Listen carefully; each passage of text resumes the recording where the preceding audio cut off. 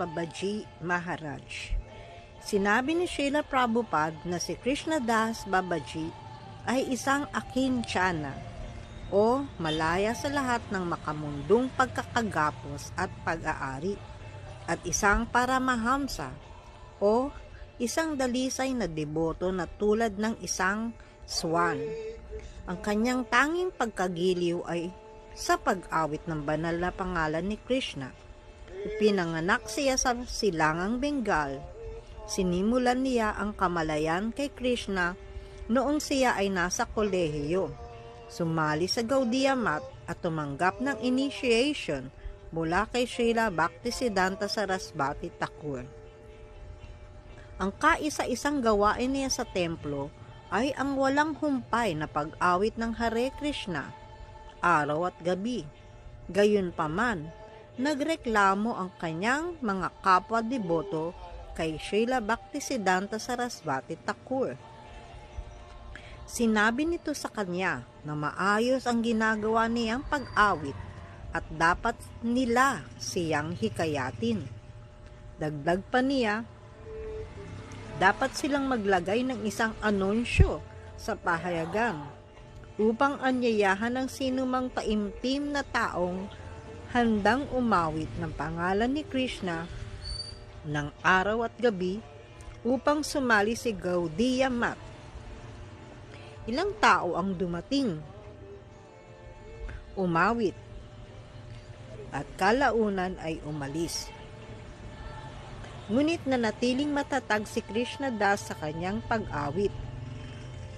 Iniutos ni Srila Bhaktisiddhanta Sarasvati sa kanyang mga tagasunod na bigyan ng lahat ng pangangailangan ang Babaji.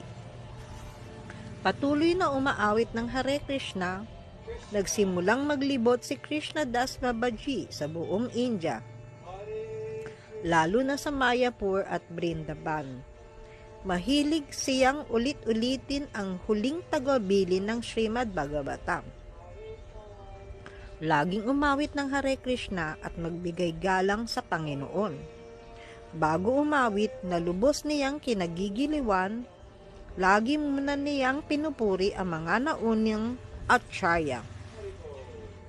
Habang siya ay gumaganap ng kirtan sa Sannyas initiation ni Srila Prabhupada sa Mathura, sinabi ni Srila Prabhupada sa kanya na umawit pa ng mas matindi. Sa sandaling iyon, napagtanto ni Krishnadas na si Srila Prabhupada ang mangunguna sa isang pandaigdigang kilusan ng Hare Krishna.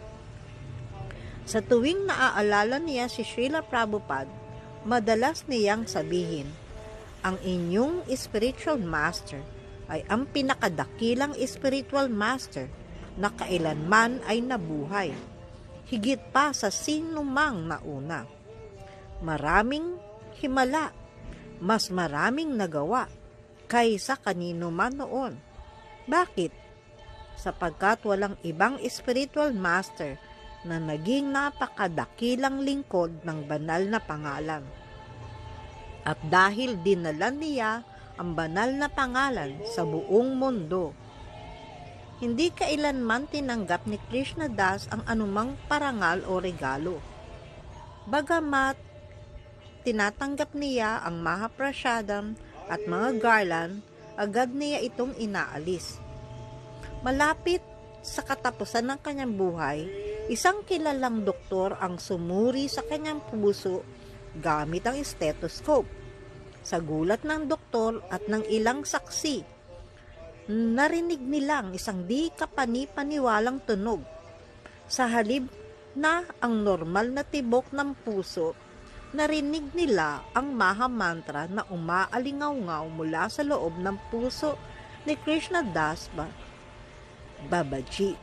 Hare Krishna, Krishna Krishna, Hare Hare, Hare Rama, Rama Rama, Hare Hare. Sa banal na araw ng kanyang paglisan sa mundong ito, dapat tayong manalangin kay Krishnadas Babaji Maharaj para sa pagpapala ng pagkahumaling sa pag-awit ng banal na pangalan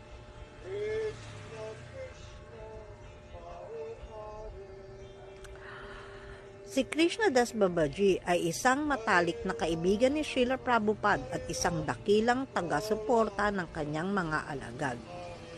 Tuwing tinatanong namin siya, ang karaniwan niyang sagot ay Hare Krishna, Krishna Krishna, Hare Hare, Hare Rama, Rama Rama, Hare Hare.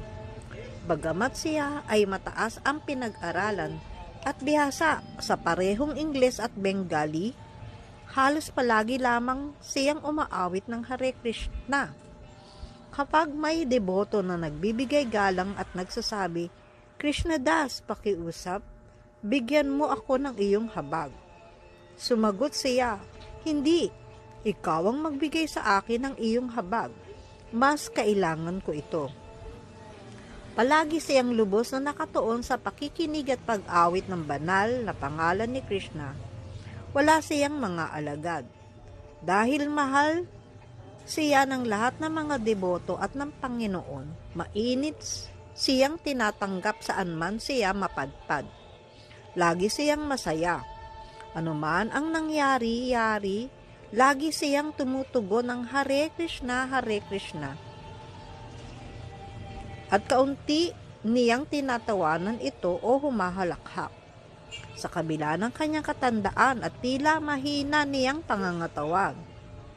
Tuwing kinukuha niya ang mirdanga upang purihin si Krishna, pinatutunog niya ito na parang isang bihasang musikero. Umaawit siya ng may matinding espiritual na konsentrasyon. At ang kanyang tinig ay nagpapahayag na malalim niyang pagmamahal kay Krishna.